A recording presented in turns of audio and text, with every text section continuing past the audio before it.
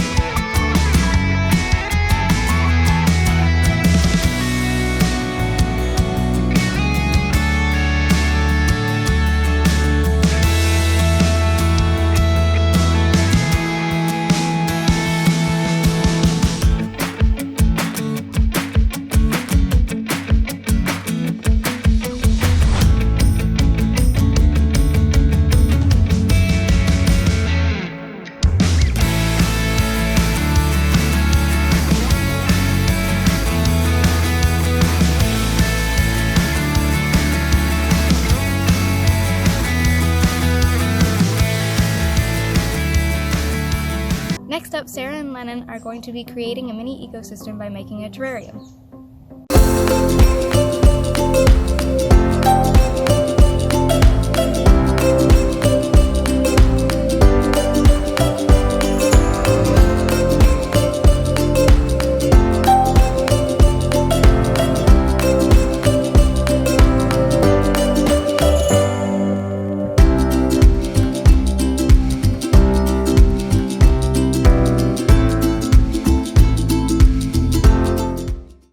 Friends, and welcome to another Maker activity. I'm Sarah, and this is Lennon. Hi, everybody! We're really excited because today we're going to get to do a project that takes us into the great outdoors. We're going to be making a terrarium. So today, for our terrarium, we're going to be going outside to collect local plants and rocks and soil and all kinds of things to make your own very beautiful, peaceful place to look at. For today's project, you're going to need a glass jar. A glass jar that's bigger than a pickle jar.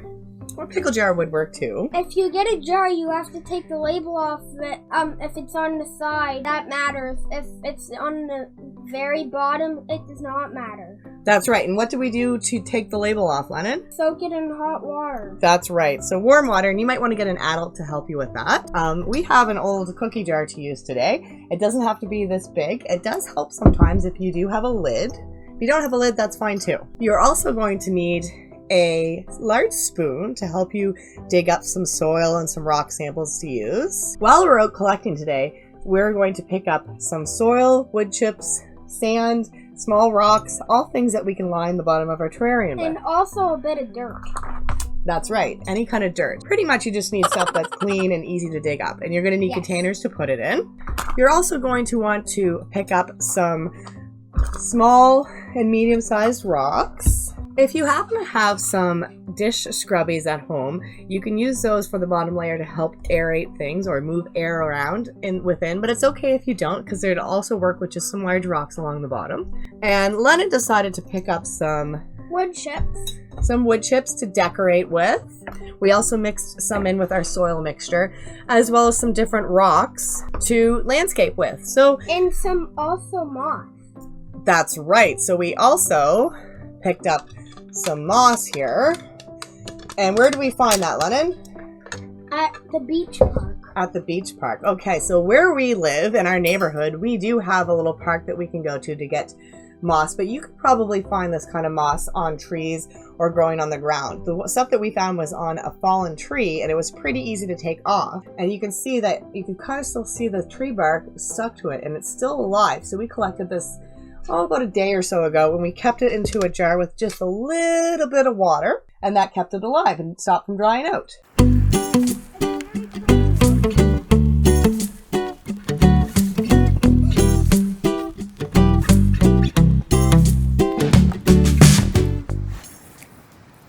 The science of plants is called botany.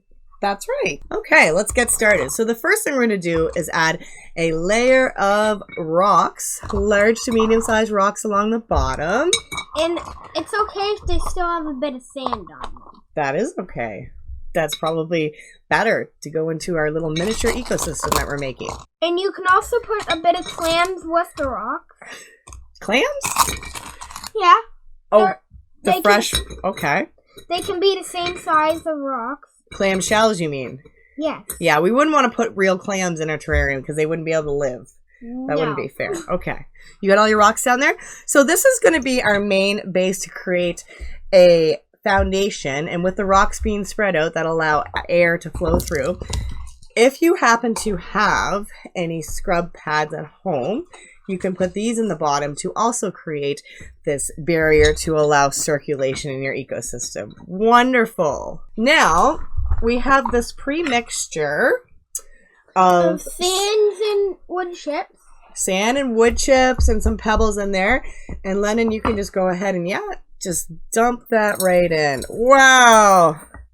Great job. And it's okay if you get a little bit out of the jar. That's okay. That's right. Well, science and doing projects gets a little bit messy, and that's fine. That's why we were always ask an adult if we can do it in a spot that's okay with them. Good job. That's looking really great.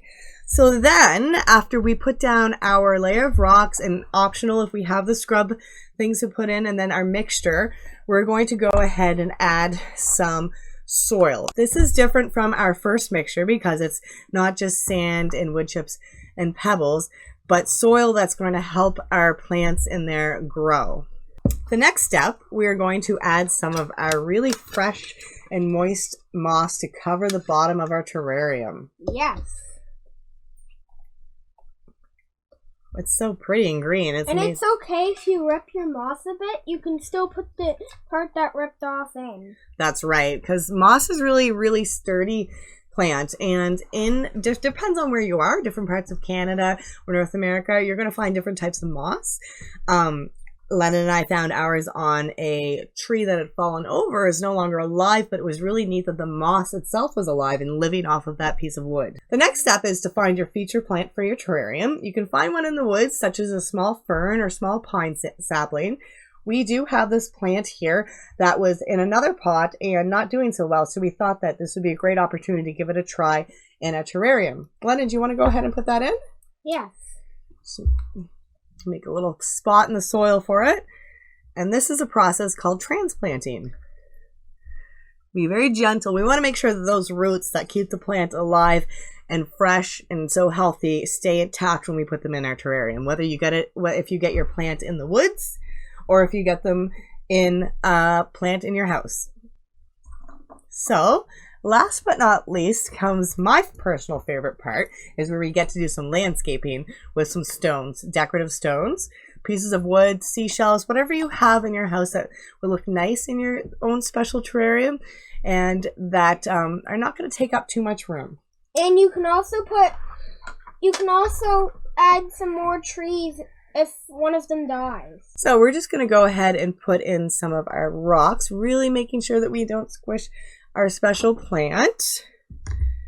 And Lennon chose to use a couple of rocks he found outside, along with some decorative seashells and stones.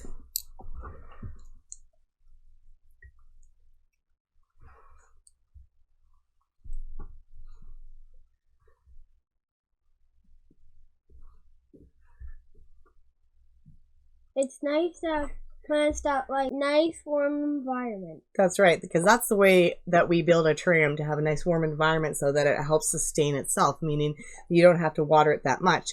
When you do water your terrarium, it's best to use water that is not chlorinated. So most city tap water is. So if you live in the city, then you can perhaps go outside and get water from a puddle or from a stream. Or if you live on a well, it's probably okay to use that water. Another tip is that sometimes terrariums don't always survive for a long, long time. So if you notice that things are starting to die and that perhaps you have to rebuild your terrarium, you can take most of the plant parts and put it into the compost. And then of course you want to put your rocks outside or somewhere safe that's not in the compost. And then if you have a scrubby pad in there, you can throw that in the garbage or recycle it for a new terrarium.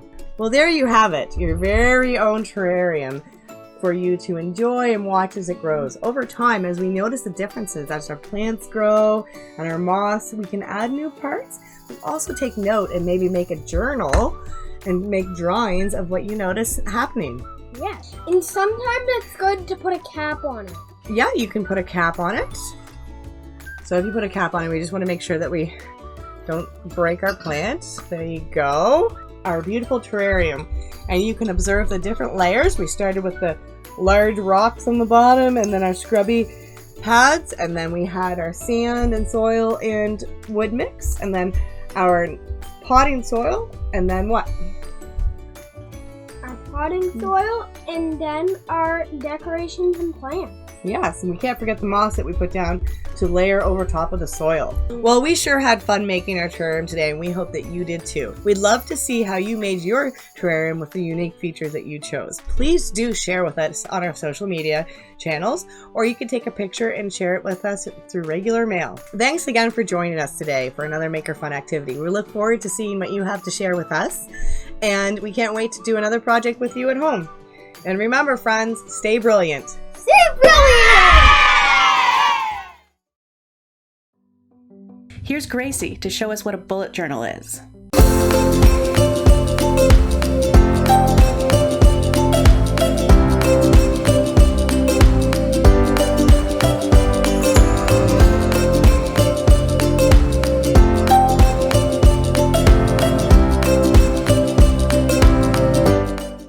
Hi everyone, Gracie here again. For as long as I can remember, I have always loved to write short stories and to journal. Journaling is a really nice way to wrap up the day and to take some time to reflect on everything that happened. Afterwards, it's really nice to read my journals too. It makes me feel happy to remember the experience I had with my friends and family. At any given time, I have a few journals on the go that all serve different purposes. Last year, I got into bullet journaling and I love it.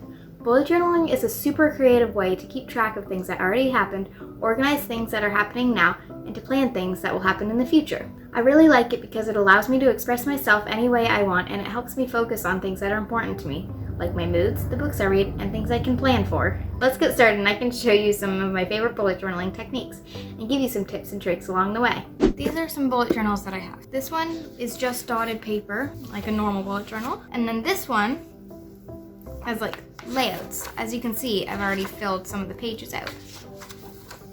Now, the supplies I use, I just use like a fine tip pen for when you're outlining thin stuff, or you can like use pretty much anything. These are the supplies. For markers, I use these, but they do leak through the page. So what I have to do is, as you can see, I have tested these two types of markers. And here, as you can see. Now, as we flip the page, you'll see that this one doesn't show much, but this one, you can see it through the page. So what you're gonna do is you're gonna skip this page and use this, or you use markers that don't show through. This is the one I found. Let me show you a few pages. So this is part of the printed ones. You can put like the dates of the month, phone bills and stuff like that. Monthly quote, notes, goals. My January one is better. I'll show you that one. So I have the month at a glance. Goals, drink more water, get more sleep, and limit screen time. Bills, no phone bills until February. Notes, I didn't have any. Monthly quote, don't cry because it's over, smile because it happened. It was circling like, it was going like about the decade.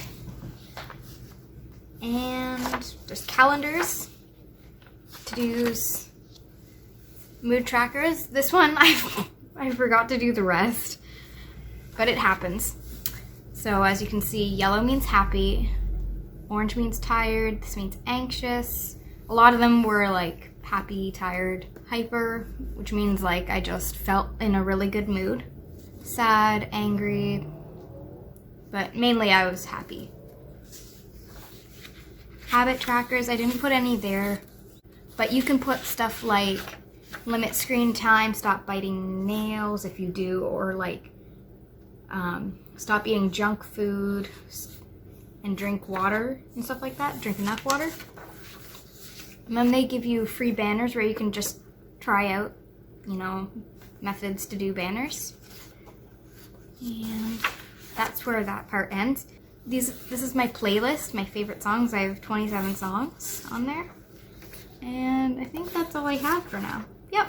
Did you know that if you don't have a journal, you can make one from scratch? Let's follow along with Gracie as she makes one. For this project, you will need a cereal box, some plain printer paper, a patterned piece of paper, a ruler, scissors, a glue stick,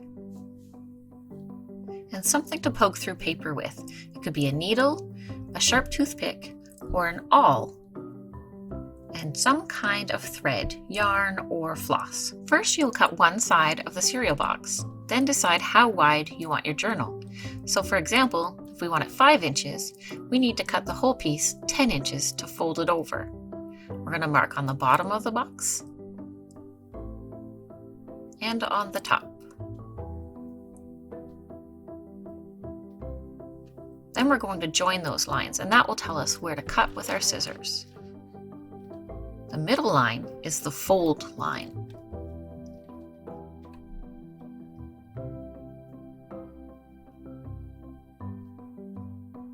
We're going to cut the left and right,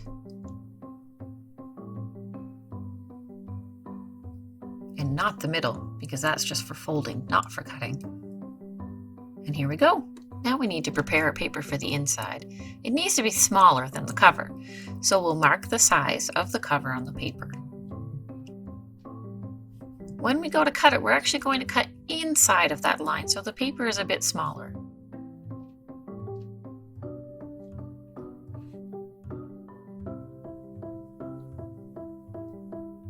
Once the paper's cut, we can use it to mark the next piece of paper.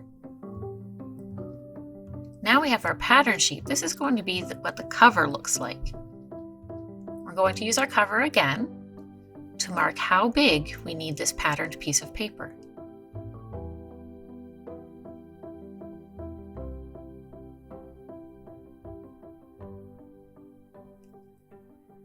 In this case, we're going to cut right on the line because this needs to be the same size as our cover piece of cardboard.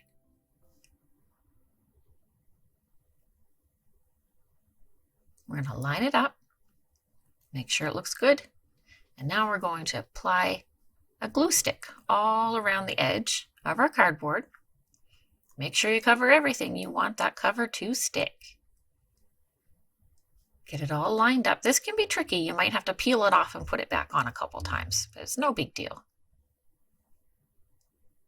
There we go. Only one thing missing. Remember that fold line in the middle? We need to fold this in half to make it a real book cover. Now let's get our paper ready. Just like the cover, it has to be folded in half. Don't worry about it being perfect. It is a handmade journal. Now we need to figure out where our holes will go for sewing our journal together. Try one in the middle, and then one near the top and one near the bottom. So this first piece of paper, we're going to poke through with our awl. The easiest way to do this is to poke onto the dot and lift the paper up. You may need your parents' help for this. Now we can use this one piece of paper as a template to mark all of the pieces. We just put our pencil right through that little hole. And we're going to do the same on the cover. The cover can be tricky to punch through, so you may need an adult to help you. It is cardboard as opposed to paper. It's okay if they're big because you do have to get floss or yarn through this. So Grace is choosing a piece about the length of her arm, and that will be plenty to work with. You will need a big eye needle. This could be a darning needle or a tapestry needle, but they can still be tricky to get that floss or yarn through, so you may need your parents' help. Pull your thread through the eye of the needle and be sure to leave a little bit of a tail. You're going to go through the top hole from the inside of your book to the outside of your book. It can be tricky to line them up, so just do your best. That you're going to want to come in through the middle hole from the outside to the inside. Now, the bottom hole from the inside to the outside.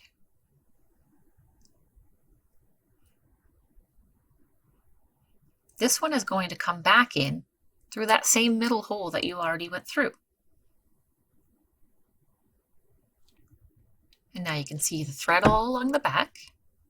And now we can tie it on the inside.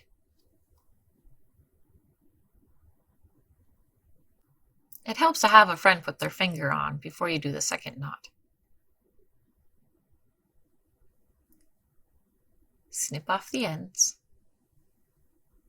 And there you have it, a completed handmade journal.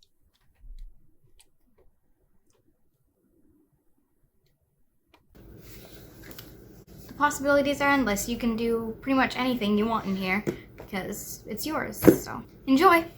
And now on to Lauren, who is going to show us how she uses bullet journaling to create memory pages. Take it away, Lauren. Hi everyone, my name is Lauren, and I'm going to show you how I create this design for a memories page in my bullet journal. All you need for this is paper and something to write with. I'm going to be using my bullet journal and blue, yellow, and green markers. Your design doesn't have to look like this, but if you want to, feel free to follow along. I'm going to start off by adding a title to my page. It doesn't have to be perfect or look like anyone else's. The point of bullet journaling is to be able to design your pages exactly how you want. They can be filled with things that are beautiful, interesting, and helpful, but it really is more about the process. Bullet journaling is one of my favorite things to do because it allows me to have some quiet time to be creative and put my thoughts down on paper in a way that is fun and colorful. Now it's time to add any drawings or decorations you want. You could use stickers, tape, or add some drawings to the page like I'm doing. This is your time to be creative and make your bullet journal exactly how you want it. Just be sure to leave enough space for all the memories you'll want to add. Once this page is done, you'll have somewhere to put all of the thoughts and events you want so you can look back at them later on. That could be a really nice day with friends and family, playing a fun game, learning something exciting, going somewhere new, or anything on your mind that you want to add. Whenever you want to add a memory, you can draw a picture to represent it and write a little description of what the memory is. For example, if I went to the beach and wanted to add that to my memories page because of how beautiful and peaceful it is, I could draw a wave to represent the ocean and write a few words about why I like the beach. Soon, you'll have the whole page filled up with drawings and memories to look back on for years. But it's not just being able to look back at it that makes the memories pages so fun. Every time you add something to your memories page, you can ask yourself, why is this memory special to me? How does it make me feel? Asking questions like these while you take time to draw and write on this page gives you a chance to think about and appreciate why a memory is important and why it is something you want to remember. It also keeps you looking for moments to add and helps you recognize all of the moments every day that make life special. I love keeping a memories page because the time I take filling it lets me focus on all the things I have to be grateful for. Once you're happy with your decorating, you have completed your memories page. But this is not all there is to bullet journaling. Try making other pages, like lists of your favorite books or a calendar with things you want to do. Have fun filling this page and others with whatever makes you happy. Here's an example of what a full memories page looks like. I hope you had fun creating your memories page with me, and that you enjoy filling it with your own memories. Awesome, Lauren. My memories page will definitely have a terrarium on it. That's all for today. I hope you have fun making bread and creating a terrarium, and try out bullet journaling on your own. MakerFun is powered by Brilliant Labs. If you want to share your MakerFun with us, you can find us on our social media or our website, brilliantlabs.ca, where we have tons more fun activity ideas. We want to thank these awesome people for joining us today, and some more awesome people for helping out behind the scenes. Stay brilliant. I'll see you next time. This episode was nearly destroyed by this kitten named Trinket.